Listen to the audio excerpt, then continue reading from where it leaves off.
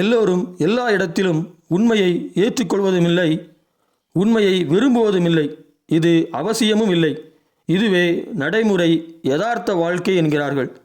இது இயற்கையாய் மனித சுபாவம் அல்ல. இது செயற்கையாய் உருவாக்கப்பட்ட உணர்வு என்று யாரும் சிந்திக்க விரும்பவில்லை. உண்மையுள்ள மனிதன் பரிபூர்ண ஆசீர்வாதம் பெறுவான். அதற்காக அவன் கஷ்டத்தையும் நஷ்டத்தையும் தாங்கிக் கொள்கிறான். மனிதன் பலவீனமாகிற பொழுது உண்மைக்கு மாறா நடப்பதை யதார்த்த வாழ்க்கை என இலக்கணம் அளிக்கிறான்.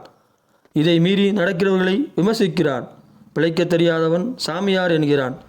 சொல்லுகிறவர்கள் சொல்லட்டும், நீ அவர்களைப் போல இல்லை என்கிற பொறாமையில் சத்தமிடுகிறார்கள்.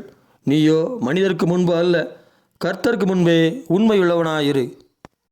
மீண்டுமாக சொல்கிறேன், மனிதன் பலவீனமாகிற பொழுது உண்மைக்கு மாறா நடப்பதை யதார்த்த வாழ்க்கை என இலக்கணம் அளிக்கிறான்.